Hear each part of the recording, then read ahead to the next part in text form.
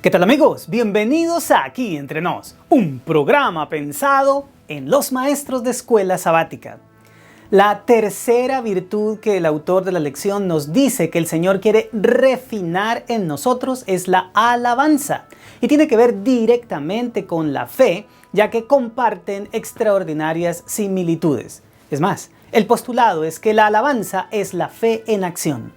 ¿Estás listo para ser un instrumento mediante el cual tus alumnos sean inspirados a cantar su fe? Pues entonces, comencemos. Las herramientas básicas para cada segmento de tu repaso están en el sábado enseñaré, el título que identifica el material auxiliar para el maestro.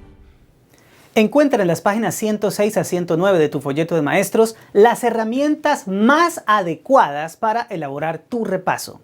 En la parte del comentario verás 3 aspectos que fácilmente podrías usar para bosquejar tu lección. Primer segmento, motiva, 1 minuto. Acelera el corazón de tus alumnos motivándolos con una razón válida de por qué esta lección es importante para sus vidas. Con la siguiente pregunta abrirás la puerta para que tus alumnos anticipen las bendiciones de repasar la lección contigo y estarán inclinados a interiorizar lo estudiado. Así que diles, si bien alabar en medio del dolor puede sonar heroico, ¿no sería eso un trastorno de la conducta contrario al instinto de conservación? Pues este repaso intentará mostrarte la diferencia. Y diciendo solo eso, deja tu clase en reflexión mientras avanzas a la parte siguiente. Segundo segmento, explora, 15 minutos. Extrae de la mente de tus alumnos los 3 aspectos más edificadores del carácter que la lección contiene. Te comparto los puntos que, en mi opinión, encierran perfectamente los aspectos clave de la lección, a la vez que edifican poderosamente el carácter.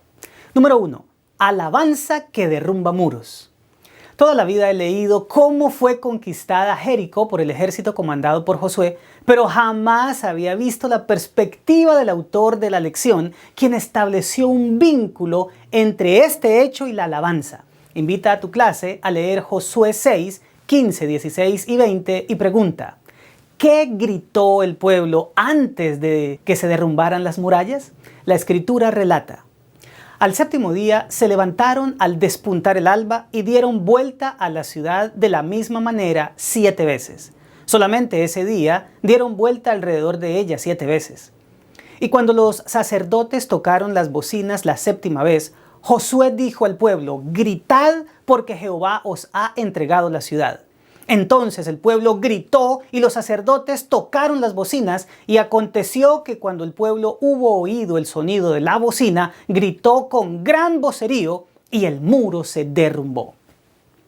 El lector atento notará que a diferencia de Gedeón en su momento, Josué no le dio al pueblo ninguna consigna para exclamar frente a Jericó. Sencillamente les dijo que debían gritar. Lo interesante es el análisis que el autor de la lección hace de esa palabra en el idioma hebreo. El vocablo es ruá, que si bien se puede traducir de esa manera, literalmente significa arruinar, específicamente romper. Tomada en sentido figurado sería como romper los oídos con sonido. Y si bien se puede traducir como gritar, tal acción podría ser para dar alarma o para manifestar gozo. Esta misma palabra es usada en el Salmo 66, 1 y 2, donde la Escritura dice, aclamad a Dios con alegría toda la tierra, cantad la gloria de su nombre, poned gloria en su alabanza. Aquí, ruá se traduce como aclamar con alegría a Dios, una expresión equivalente a cantar y alabar, que están presentes en las frases siguientes y con las que se está en claro paralelismo sinónimo. Con esto, la lección de esta semana nos está proponiendo que los muros de Jericó cayeron cuando el pueblo de Israel, comandado por Josué, exclamó potentemente en alabanza al Señor. Para mí esto es un asunto revelador, porque me dice que las murallas no se derrumbaron porque una multitud gritó ensordecedoramente, sino porque tributó con fervor su alabanza y fe a aquel que les había prometido que ese sería el resultado. Tal vez no lo hayamos pensado, pero el pueblo en ese momento estaba pasando por un crisol. La tarea de rodear la ciudad les había dejado claro que con sus propios recursos jamás podrían tomarla. Era literalmente impenetrable y sus enemigos también lo sabían. Pero ¿qué les pidió el Señor? Que lo alabaran con fervor en medio de las imposibilidades humanas. El resto fue historia. ¿Cuántas veces le hemos dado la vuelta a esos problemas que nos llenan de ansiedad para darnos cuenta de que no podemos solucionarlos? Es ahí, en medio de ese crisol, que somos llamados a alabar, aunque hacerlo desafíe la lógica.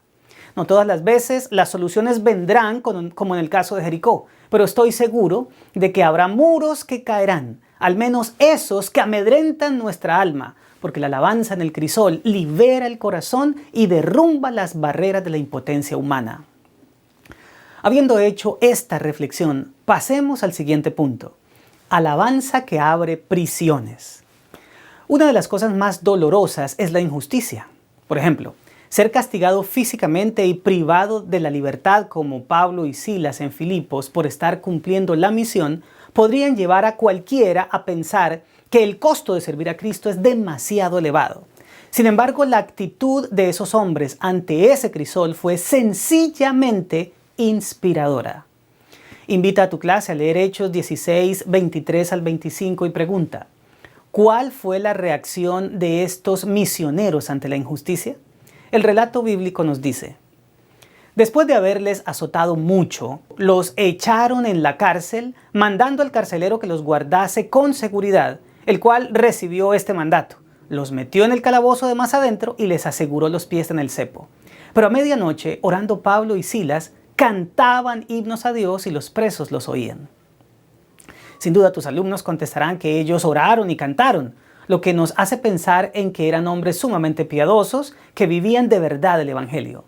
En realidad, pocas personas con la espalda sangrante en una mazmorra húmeda y fría, inmovilizados con un incómodo cepo en los pies y privados de la libertad, pensarían en cantar himnos. A lo mejor si yo estuviera en esa situación, estaría preguntándole al Señor por qué permitía eso si lo que yo estaba haciendo era sirviéndole con todo el corazón. Pero Pablo y Silas ni siquiera se quejaron por la injusticia y por supuesto tampoco culparon a Dios por permitirla. En ese terrible crisol en que el dolor físico y emocional hubiera afectado a cualquiera, ellos expresaban su fe a través de la alabanza. Cuando ocurrió el terremoto que dejó abiertas todas las puertas de la prisión, quedó clara la paradoja de que el único que estaba verdaderamente preso era el carcelero. ¿Qué diferencia entre su actitud ante los problemas y la de los misioneros cristianos? La única solución que este hombre encontró fue el suicidio y si no hubiera sido por Pablo, se habría quitado la vida en esa misma noche. Sin embargo, cuando se dio cuenta que los cautivos no habían intentado huir, cayó de rodillas ante ellos y les hizo la famosa pregunta consignada en Hechos 16:30. Señores, ¿qué debo hacer para ser salvo? Si yo hubiera sido el carcelero, les habría preguntado por qué no quisieron huir. Pero él, en cambio, les indaga por la salvación. La pregunta es ¿por qué? Si él era un romano idólatra sin conocimiento del cristianismo. ¿Qué lo hizo averiguar por ese tema? Aquí tenemos que volver a las alabanzas que entonaron Pablo y Silas. Sin duda, en ellas se cantaba de la esperanza de la redención. Y el carcelero tuvo que haberse preguntado por qué él, con todos los privilegios que tenía y ocupando el lugar que ostentaba, sentía un vacío en su vida, mientras aquellos hombres privados de la libertad y con el cuerpo mayugado podían cantar del gozo de la salvación. Sin duda, su fe era más poderosa que las circunstancias y al ver que no quisieron escapar, el director de la prisión no pudo más y les rogó que le compartieran eso que los hacía cantar en medio del crisol. Fue entonces cuando ellos le hablaron de Cristo, quien lo podía salvar a él y a los suyos. Esa misma noche la familia entera fue bautizada y se regocijó con toda su casa de haber creído a Dios, según nos lo dice el versículo 34. Qué grandioso es no sucumbir ante los embates del enemigo y poder alabar en cualquier circunstancia, por más acrisoladora que parezca. Esto revelará que confiamos en un Dios más grande que nuestros dolores y aunque no nos saque de la situación en que estemos, sí tendrá un doble resultado. Mientras le da paz a nuestro corazón, sacará de la prisión emocional a los que nos estén oyendo. Definitivamente, la alabanza en el crisol trae calma y abre prisiones. Pero vayamos al punto final. Alabanza que vence ejércitos. La última consideración del repaso con respecto a la alabanza en el crisol tiene que ver con la campaña militar de los ejércitos aliados amonitas y moabitas contra Judá en tiempos del rey Josafat. La invasión era inminente y la derrota judía indiscutible. A tal punto llegó la desesperación que tanto el soberano como el pueblo se unieron en clamor por ayuda divina. Lee con tu clase el relato de la situación en 2 de Crónicas 20, 3 y 4 y pregunta, ¿a qué los condujo este crisol? La escritura nos cuenta. Entonces él tuvo temor y Josafat humilló su rostro para consultar a Jehová e hizo pregonar ayuno a todo Judá. Y se reunieron los de Judá para pedir socorro a Jehová y también de todas las ciudades de Judá vinieron a pedir ayuda a Jehová. Como se puede observar, el terror de una muerte sangrienta o un futuro de agónica esclavitud amedrentaron a todos los judíos de aquella época. Sin embargo, este crisol, por más aterrador que pareciera, llevó a todos a la mejor de las actitudes, buscar al Señor de manera total. Ayunaron y oraron en procura de ayuda y la respuesta fue una promesa de victoria. Humanamente hablando, era obvio que serían derrotados. Pero el Señor habló por medio del profeta Jaasiel y declaró que ellos ni siquiera tendrían que empuñar sus armas porque Jehová se encargaría de todo. Ahora, debo añadir que hasta ese momento nada había cambiado. El ejército enemigo seguía con sus planes y su fuerza. Judá continuaba débil militarmente y ni siquiera había una estrategia para enfrentar la situación. Lo único que habían recibido eran las palabras de un mensajero que habló a todos en nombre de Dios. Sin embargo, para el rey esto fue suficiente. Le presentó al Señor su crisol y confió en que el Todopoderoso le respondió. Así que decidió que lo mejor que podía hacer era alabar en medio del crisol. Así marcharía a la batalla, demostrando absoluta confianza en su divino libertador, a quien consideraba fiel y verdadero. Léele a tu clase 2 de Crónicas 20, 18, 19 y 21 y muestra cómo la alabanza es fe en acción. El relato bíblico refiere: Entonces Josafat se inclinó rostro a tierra y asimismo todo Judá y los moradores de Jerusalén se postraron delante de Jehová y adoraron a Jehová. Y se levantaron los levitas de los hijos de Coat y de los hijos de Coré para alabar a Jehová, el Dios de Israel, con fuerte y alta voz. Y habido consejo con el pueblo, puso a algunos que cantasen y alabasen a Jehová. La historia concluye informando que en el mismo momento en que el pueblo comenzó a cantar, el ejército enemigo entró en luchas internas hasta exterminarse a sí mismo. El pueblo del Señor solo tuvo que recoger el despojo, adueñándose de las provisiones y pertenencias de sus enemigos, cuyos cadáveres yacían sobre la tierra. Es claro que quien derrumba murallas, abre prisiones y vence ejércitos es el Señor. Pero en cada caso, Él obró cuando sus hijos, en medio de su respectivo crisol, elevaron su alabanza en expresión de plena confianza.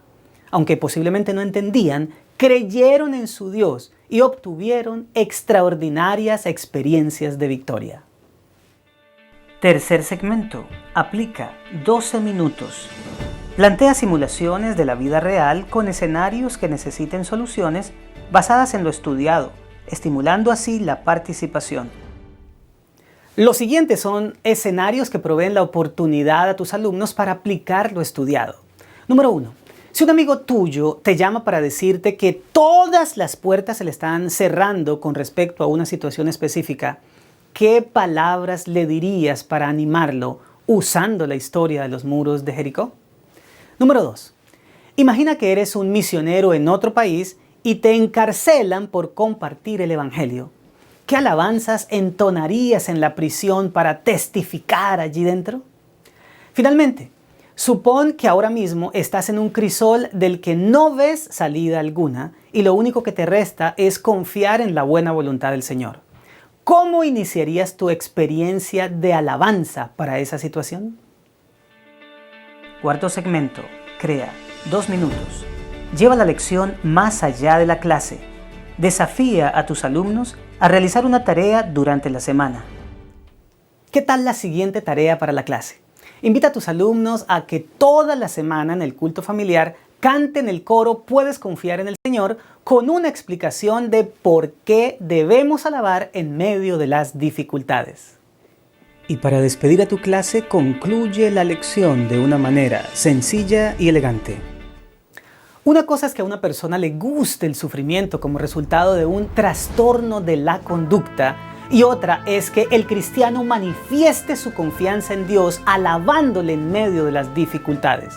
A lo primero lo podemos llamar un problema psicológico, pero a lo segundo una maravillosa virtud espiritual. Bueno, mis amados, esto fue Aquí Entre Nos, un programa pensado en los maestros de escuela sabática.